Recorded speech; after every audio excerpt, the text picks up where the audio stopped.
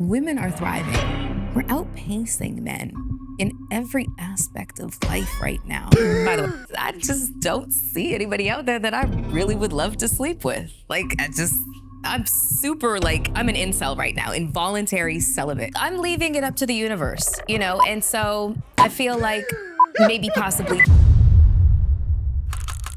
We about to have some fun in this conversation. We are going to bring to the forefront Melyssa Ford. All right, she's back on these podcast streets. Now, previously within content, we have awarded her Wall Banger Hall of Famer. You understand me? But she's back up here doing podcasts, speaking about her cope and her victimhood. Right? It's like, which flavor of victimhood you gonna give us here today? But today, she's back with a sexologist for backup.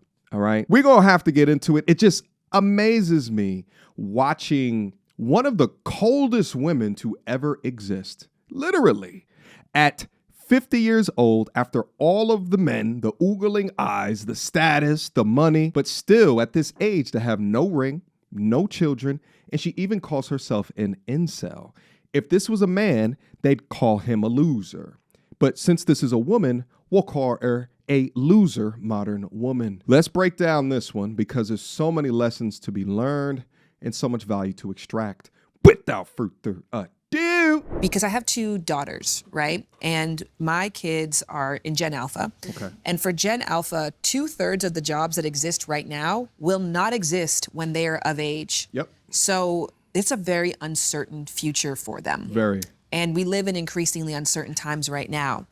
And I have a big gripe with hypergamy. Mm-hmm. The idea of telling my daughters that looking for a financially stable partner is the best bet, even in spite of the fact that we live in economic uncertain times.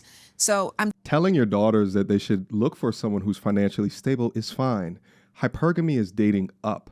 There's extreme levels of hypergamy where women will not consider men unless they're making six figures.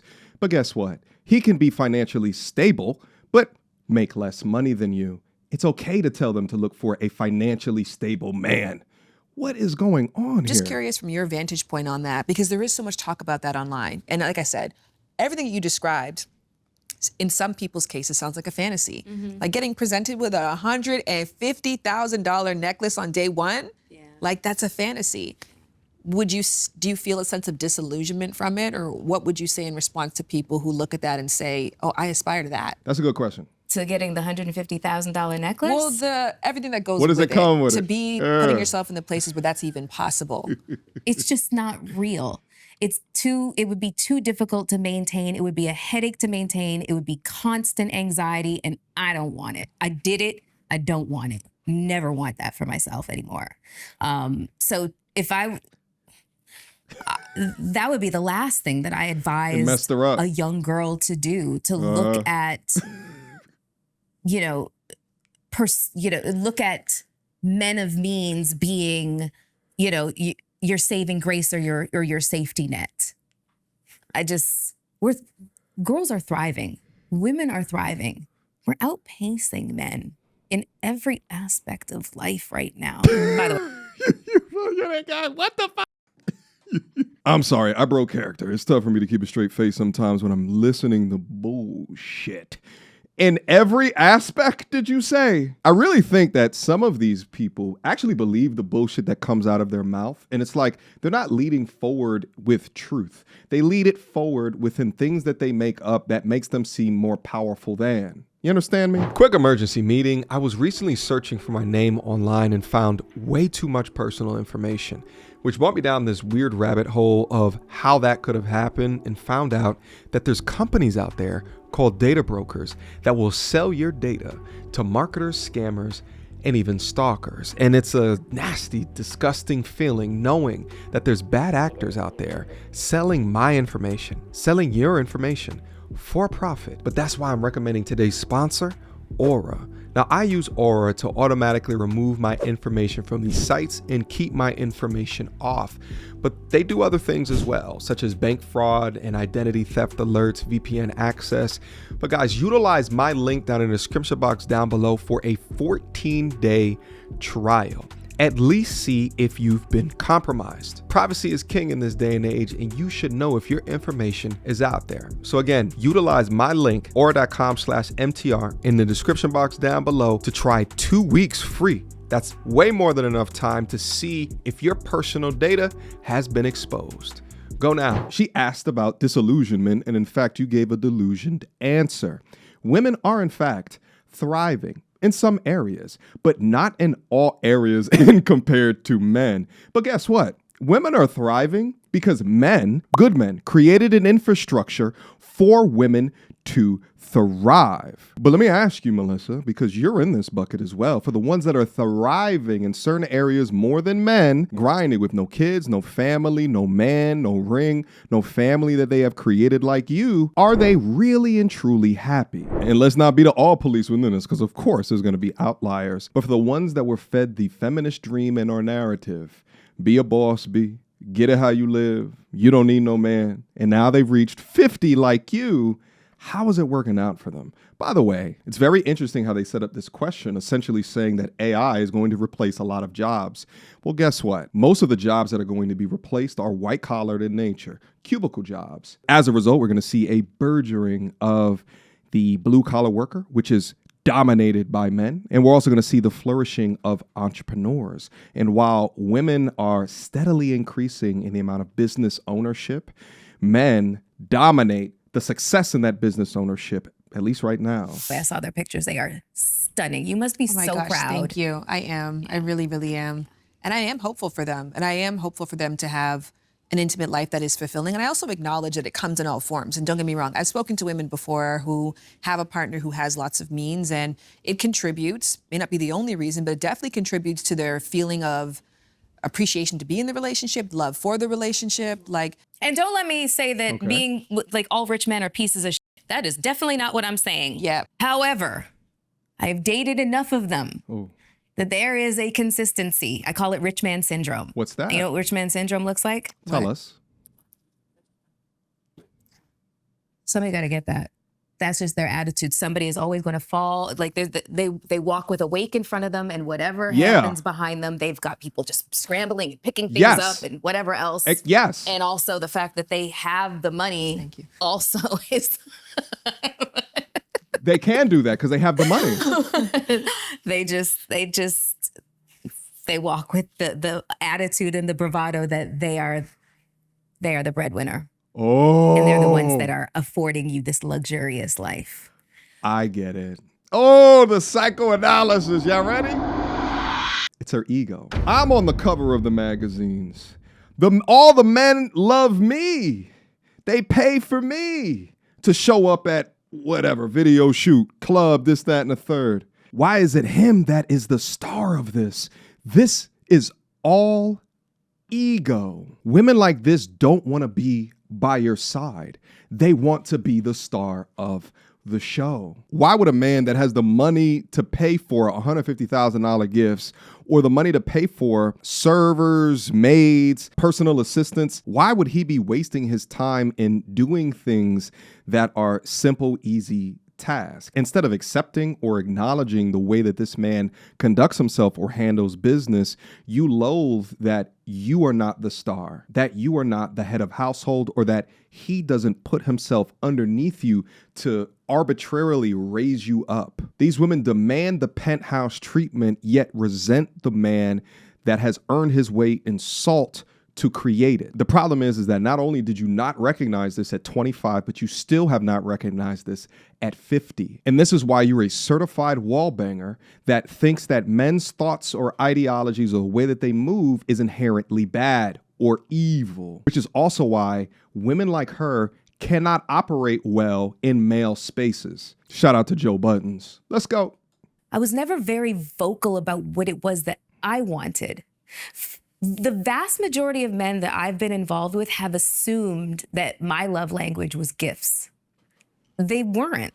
It was not. It's like, okay, well, I'm not going to slap a gift horse in the mouth, but that's not my love language. That's not the primary one. The primary one is, is quality time. And then, right, physical touch, and those were the quality time was the one thing that I could never really get. But I always felt like I was asking for too much. Yeah. And that's where I had to, do a lot of internal work, understanding standards, boundaries, how it all relates to my sense of self-esteem, or lack thereof at different times.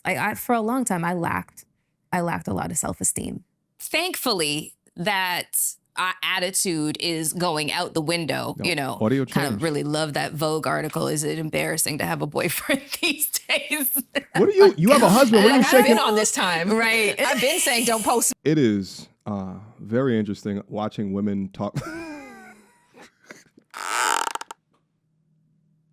It is very interesting watch. Right, like if men got around and just said, yo, it's embarrassing to have homegirls and we did like a podcast and shit like that, what are they gonna say? Down, take mics away from male podcast host, right? Like, but women get around and do it and no one questions them about their sexuality. Like the one on the left is married. Like, what are y'all doing?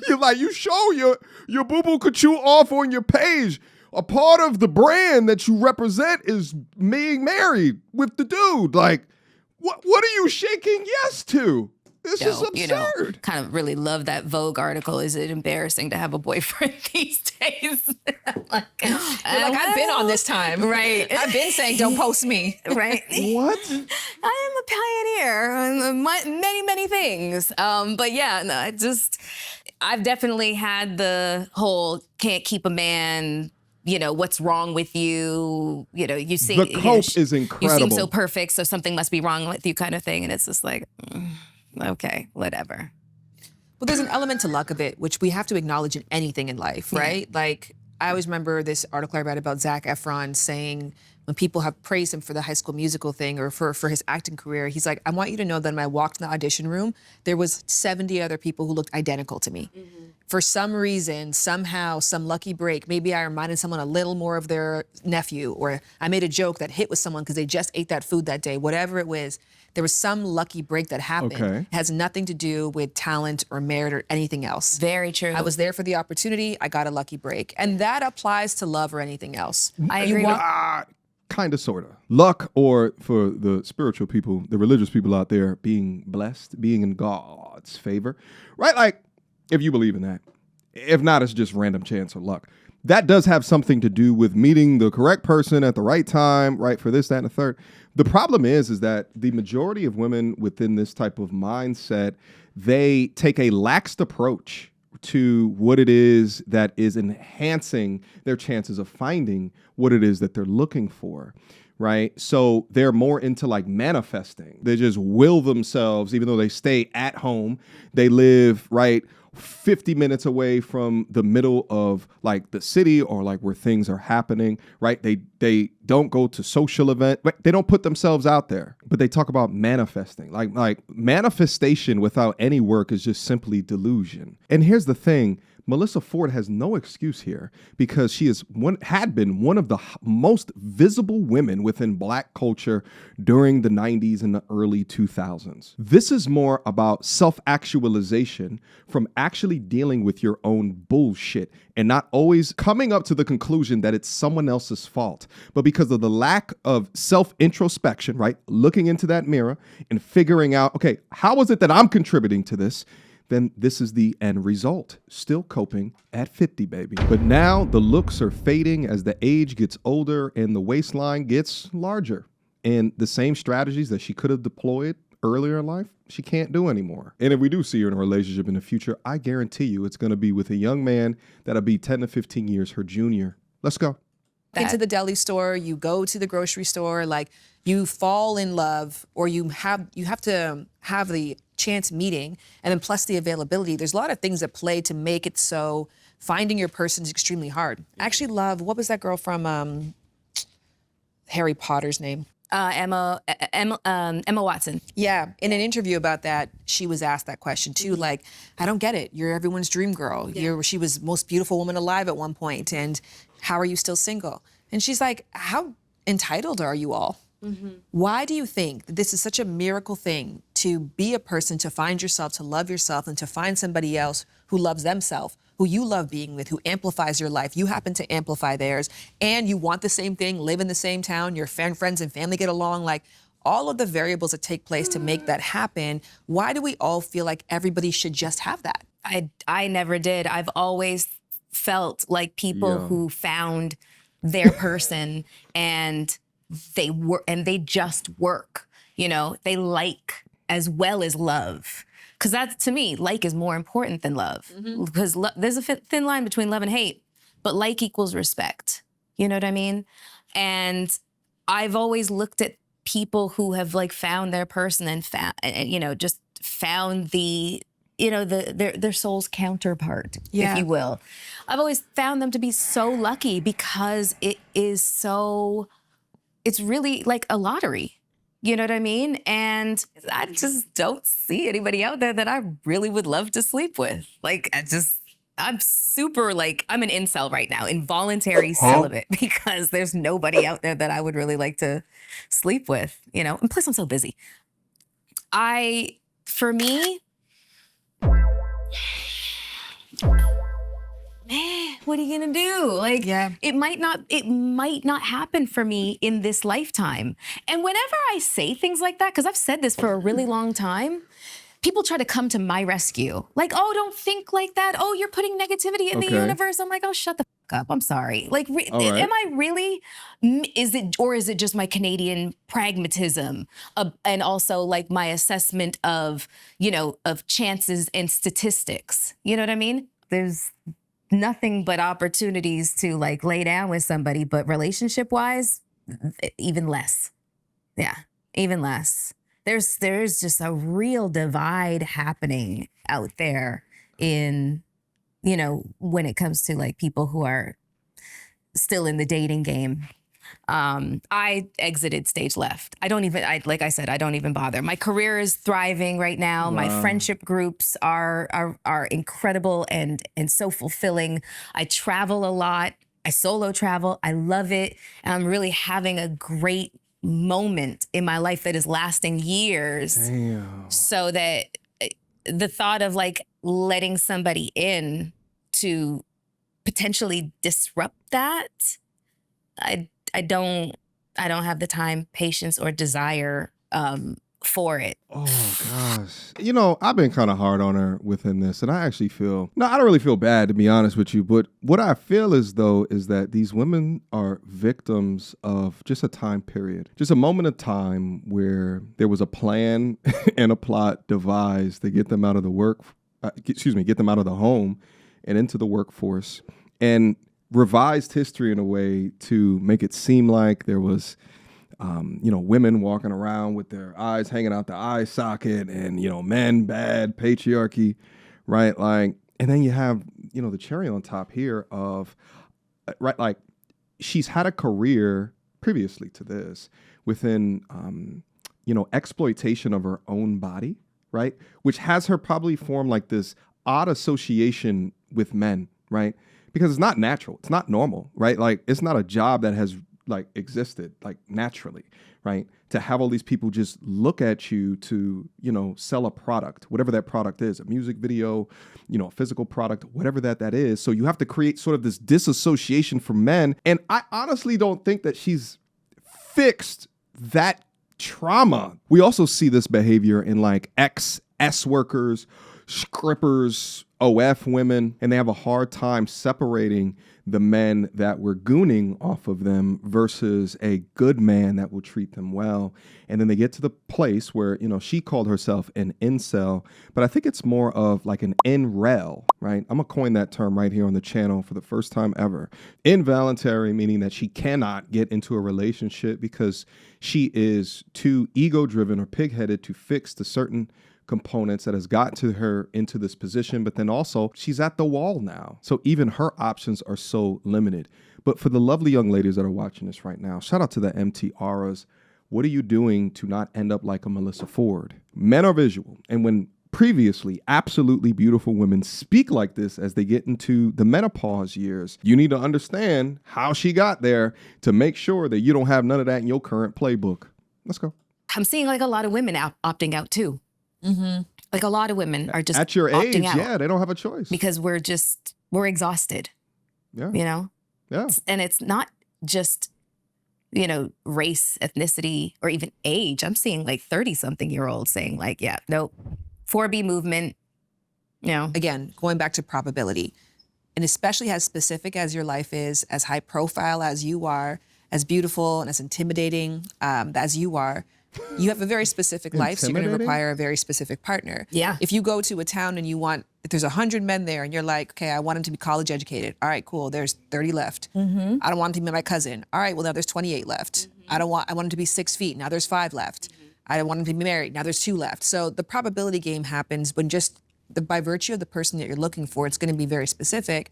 And then to your point, maybe you don't want to spend your energy searching. No. Because it might take that, when Jafar was searching for that lamp, Yeah. do you want to turn over every grain of sand to find your partner? No, I'm leaving it up to the universe, And so I feel like maybe possibly through my job, through the work that I do now, doing public speaking engagements, ending up at conferences like the Congressional Black Caucus and film festivals and that sort of thing.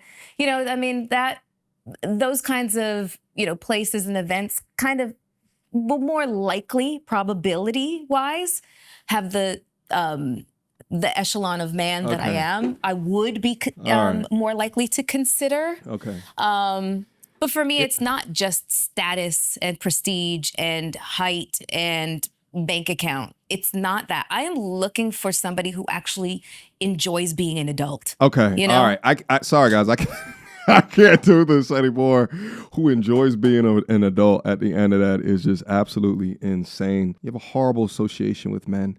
And you're on a podcast right now. You need to be in front of a therapist office, like a world-renowned psychotherapist. Okay, right? Because this is way past saving, baby. At the end of the day, just leave it up to the universe. Just gonna leave it manifesting, like. Damn, this is just so sad. Now, what's interesting is that she effectively talked about that she's a Canadian pragmatic, whatever the hell that is. But like, she's sort of like tired of women like beating around the bush like a les around the tush. And she more appreciates the truth. So she probably gonna like this video where she sees it. You understand me? So we're doing her a favor, all right? We're doing her a service, right? Because you get up in these foo-foo sister code, protect, coddle your feelings by any means necessary conversations, and it never hits women with a reality, and it's just steeped in delusion, and you can't work on from a place of delusion because that place doesn't exist. I also find it interesting that the young woman on the left, right, she talked about, right, like going somewhere and having like all of these different expectations. And, it's probability game. It was a fair point, but until you consider she was a public figure, right? Like the probability, it's just, you have an uncountable amount of options from the position of a highly attractive woman. And if you understand, right, the keys to a man's heart, which, we are visual people. We like what we look at. Check. Okay. And then you go down the line and sandwich, sex, silence, right? The 3 S's, peace, right? Which is the silence component. If you take a look at the simplicity within that, there's some women that will stop at nothing to not give that. They would just stop at nothing. They will fight because it just, it's a part of their nature, which it would cause you to say, okay, for the type of man that I want, what do they like? What do they want? But that type of introspection is sold separate. But all right, guys, I think that I am done within this conversation. I hope that y'all had as much fun today as what I have. Leave me your questions, comments, concerns down up in the description, the comment box down below. In the description box will be a link to this video because I only went over like 10 minutes of like a full podcast if you guys want to see the entire thing. All right. But I appreciate you guys again for stopping by. Be safe out there. And let me know, what did you learn out this conversation here today? Did you learn something new? Or is this, it just confirmed the things that you already knew? And if anything, I will see you guys soon. Peace. So, without further ado, MTR, cut through the BS like we in charge. No cap with the rappers like steel bars. I'm packing and rapping like here we are. Mediocre tutorial reviews. Like, comment, share my views. Come up and I paid my dues. Big step in my black way shoes.